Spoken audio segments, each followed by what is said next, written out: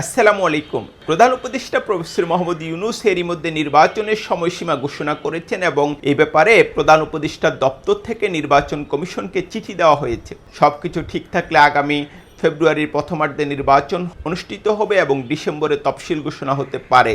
নির্বাচন কমিশন এরই মধ্যে নির্বাচনের প্রস্তুতি নেওয়া শুরু করেছে। প্রধান নির্বাচন কমিশনার এরই মধ্যে একটা ইন্টারেস্টিং কথা বলেছেন যে আওয়ামী লীগের সমর্থকরা ভোট দিতে পারবেন।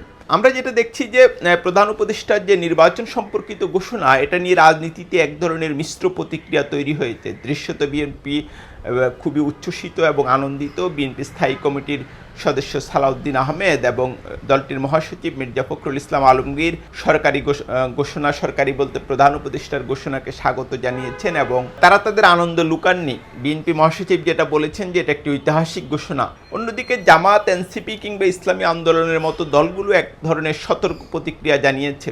আমরা যেটা জানি যে গত তিনটি নির্বাচন বাংলাদেশে ছিল বিতর্কিত এবং আওয়ামী লীগের শাসনামলে মানুষ আসলে ভোটাধিকার প্রয়োগ করতে পারেনি। কখনো রাতে ভোট হয়ে গেছে, কখনো বা একতরফা ভোট হয়েছে এবং আমার বিবেচনায় এসব নির্বাচনে জেনুইনলি 5%-এর বেশি ভোট পড়েনি। এই যখন অবস্থা, তখন আগামী নির্বাচনটা খুবই গুরুত্বপূর্ণ, কারণ মানুষ তার হারানো ভোটাধিকার ফিরে পায় কিনা সেটাই হচ্ছে বিলিয়ন ডলারের প্রশ্ন। এখন সরকারের নিরপেক্ষতা বা প্রশাসনের নিরপেক্ষতা নিয়ে এখন পর্যন্ত আমি খুব বড় কোনো প্রশ্ন দেখি না। এটা নিয়ে কিছু আলোচনা আছে বাংলাদেশের সমাজে, এটা খুবই স্বাভাবিক। কিন্তু যেটা সবচেয়ে বড় প্রশ্ন, বর্তমানের প্রশাসন বা পুলিশ তারা একটা অবাধ সুষ্ঠু নির্বাচন আয়োজনে সক্ষম কিনা। আমরা যেটা জানি যে 5ই আগস্টের আগের পরের ঘটনায় পুলিশ তার মনোবল হারিয়ে ফেলে এবং পুরো পুলিশ বাহিনী পালিয়ে যায়। পরবর্তীতে সেটা এক ধরনের মেরামতের মধ্য দিয়ে যাচ্ছে এবং পুলিশে নতুন কিছু নিয়োগও হচ্ছে।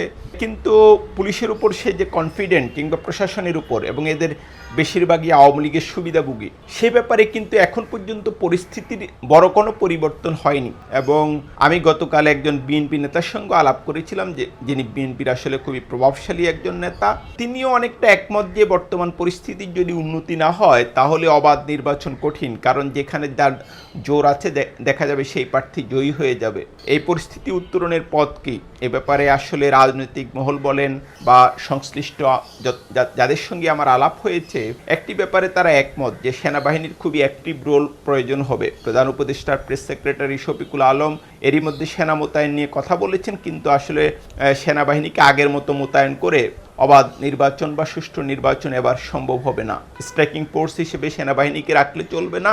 নির্বাচনের কেন্দ্রে, বিশেষ করে ঝুঁকিপূর্ণ কেন্দ্রগুলিতে সেনাবাহিনী মোতায়েন প্রয়োজন হবে এবং মেসিভ আকারে সেনাবাহিনী মোতায়েন যদি না করা হয় তাহলে আগামী নির্বাচন একটা কলঙ্কিত নির্বাচন হওয়ার সংখ্যা অনেক বেশি। যদি একটা অবাধ, সুষ্ঠু এবং নিরপেক্ষ নির্বাচনের আয়োজন করতে হয়, যেটা বাংলাদেশের মানুষের বহুদিনের একটা চাহিদা, এবং আমরা যেটা জানি যে বাংলাদেশের মানুষের স্বপ্ন, আশা বারবার চুরি হয়েছে, মানুষ তার ভোটাধিকার হারিয়েছে। এই পরিস্থিতি যদি পাল্টাতে হয় তাহলে সেনাবাহিনীকে খুব অ্যাক্টিভ রোলে যেতে হবে এবং সরকারের এ ব্যাপারে উদ্যোগ নিতে হবে।